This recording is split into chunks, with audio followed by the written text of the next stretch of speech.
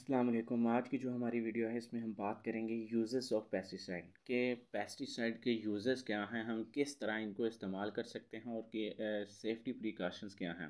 तो सबसे पहले हम देखते हैं। लेक्चर स्टार्ट करने से पहले मेरी सबसे रिक्वेस्ट है, जिन लोगों ने अभी तक मेरा चैनल सब्सक्राइब नहीं किया वो जल्दी से मेरा चैनल सब्सक्राइब कर लें और बेल आइकन को ऑन करना मत भूलें। तो सबसे पहले हम बात करते हैं पेस्टिसाइड की, कि हम समझते हैं कि पेस्टिसाइड क्या है। Pesticide a substance use for destroying insect और other organism harmful to cultivated plant और अदर एनिमल्स। कहता है कि ये एक सब्सटेंस होता है जो क्या करता है कि डिस्ट्रॉय करता है किसी भी इंसेक्ट को या ऐसे ऑर्गेनिज्म को जो किसी भी कल्टीवेटेड प्लांट या एनिमल के लिए नुकसानदेह होते हैं। उनको हम क्या कहते हैं, पेस्टिसाइड कहते हैं। तो अब इस वीडियो में हम देखेंगे किस तरह हम पेस्टिसाइड को किस तरह परचेज करना चाहिए, किस तरह उसको रखना चाहिए, किस तरह हमें डिस्पोज उसको यूज़ करना चाहिए। तो सबसे पहले हम बात करते हैं परचेज़ की।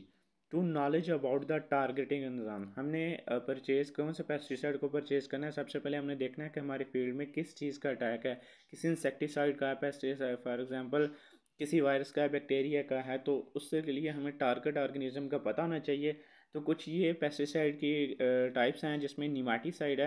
निमाटीसाइड ऐसे होते हैं जो हम राउंड वार्म, अर्थवर्म, जो वार्म्स वगैरह होते हैं उनके लिए यूज़ करते हैं।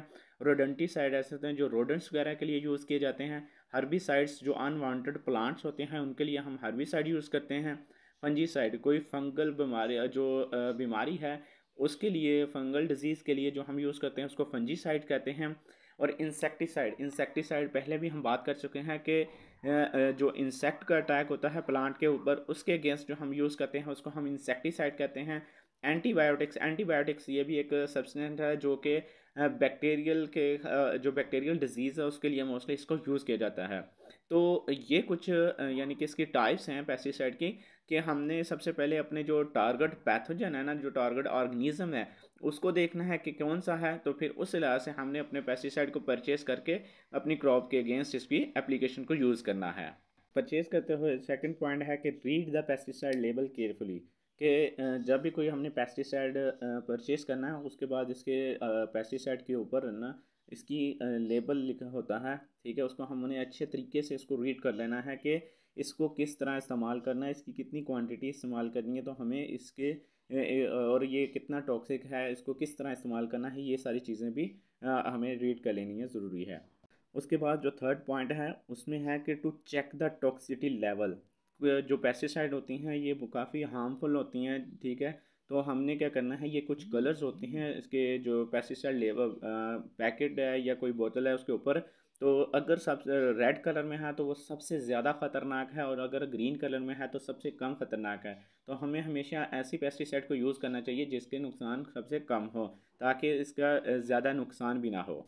इसके बाद हम बात करते हैं ट्रांसपोर्टेशन की, कि ट्रांसपोर्टेशन जब हमने किसी भी केमिकल को एक जगह से दूसरी जगह लेके जाना है तो किस तरह लेके जाना है। तो सबसे पहले बात करेंगे transport in a close box. हमने जो पेस्टिसाइड है उसको एक बॉक्स के अंदर अच्छे तरीके से उसको एक बंद कर लेना है ताकि वो बाहर ना निकल सके। सेकंड पॉइंट की बात करें तो इसमें यह है कि अवॉइड लीकिंग एंड स्पिलिंग। हमने जो पेस्टिसाइड की बोतल है उसको अच्छे तरीके से देखना है कि वो अच्छे तरीके से बंद है, कहीं से वो लीक वगैरह तो नहीं हो रही, वो बाहर तो नहीं, पेस्टिसाइड जो है ना वो अगर लिक्विड फॉर्म है तो बाहर तो नहीं निकल रहा। अगर हम इसके थर्ड पॉइंट की बात करें तो इसमें यह है कि डोंट ईट और ड्रिंक वाइल लोडिंग और अनलोडिंग, क्योंकि पेस्टिसाइड जो है वो ख़तरनाक चीज़ है। इसलिए कभी भी जब भी हम उसके पेस्टिसाइड से रिलेटेड काम कर रहे हो, फॉर एग्जांपल उसको अगर लोड कर रहे हो या उसकी अनलोडिंग वगैरह कर रहे हो, तो उसके दौरान जो है ना उसे जो खाना है कोई भी फूड वगैरह है उसको मत खाएं, ठीक है। क्योंकि ये पेस्टिसाइड एक ख़तरनाक चीज़ है, तो उसमें इन्फेक्शन हो सकता है, तो इसलिए एहतियात ज़रूरी है। तो इसके बाद अगर हम इसके फोर्थ पॉइंट की बात करें तो डोंट टच बियर हैंडेड। हमने कभी भी जो पेस्टिसाइड है उसको नंगे हाथों के साथ अपना जो है इसको टच नहीं करना, इसको इस्तेमाल नहीं करना, क्योंकि ये इसकी वजह से स्किन इन्फेक्शन भी हो सकता है। इसके बाद अब इसकी बात करते हैं कि हम किस तरह इसको स्टोर कर सकते हैं। मसलन फॉर एग्जांपल अगर हमने कोई केमिकल यूज़ किया पेस्टिसाइड तो वो हमारे पास बच गया है, तो हमने उसको किस तरह स्टोर करना है। तो सबसे पहले हमने देखना है अवे फ्रॉम द चिल्ड्रन। हमने इसको बच्चों की पहुंच से दूर रखना है, कभी भी हमें या इस जगह पे नहीं रखना जहाँ पे बच्चे पहुंच सकें। सेकंड पॉइंट यह है कि हमने store in a separate room, इसको जहाँ भी रखना है कि ऐसे रूम में रखना है जहाँ पे सिर्फ पेस्टिसाइड हों, दूसरी चीज़ों के साथ मिक्स नहीं करना, चाहे फूड की हो या कोई भी ऐसी चीज़ें हों उनके साथ हमने इसको स्टोर नहीं करना है। इसको हमेशा जब भी स्टोर करना है तो किसी सेपरेट रूम में ही इसको स्टोर करना है या सेपरेट जगह पे रखनी, जहाँ भी रखें इसको, लेकिन वो सेपरेट होनी चाहिए। उसके बाद जो है वो हमने ऑलवेज़ कंटेन इन ना ओरिजिनल कंटेनर, हमने क्या करना है कि जो हमारी पेस्टिसाइड की बोतल है ना, उसकी जो बोतल है ओरिजिनल बोतल है उसमें ही उसको रखना है। ओरिजिनल बोतल है या पैक है उसी में रखना है। ऐसा नहीं करना कि जी उसको पेस्टिसाइड को किसी और बोतल में रख दें। ये भी हो सकता है कि फॉर एग्जांपल अगर उसका ओरिजिनल कंटेनर ना हो तो कोई और बंदा उसको अगर पानी की बोतल में रखे होगे तो पानी समझ के ना पी जाए। तो इसलिए ज़रूरी है कि उसको जिस जो उसका ओरिजिनल पेस्ट है उसको उसी में रखना है। उसके बाद जब उसको स्टोर करना है तो उसको करना है store in cold and dark places, जो ठंडी जगह है वहाँ पे उसको स्टोर करना है और अंधेरे में उसको रखना है। तो ये कुछ प्रिकॉशंस थी कि हमने किस तरह जो है पेस्टिसाइड को इस्तेमाल करना है, किस तरह परचेज़ करना है, कौन सी एहतियाती तदाबीर देखनी है और किस तरह हम इसको ट्रांसपोर्टेशन इसकी कर सकते हैं और किस तरह हम इसको स्टोर कर सकते हैं। तो अगर आप लोगों को वीडियो पसंद आए तो उसको लाइक और शेयर करना मत भूलें।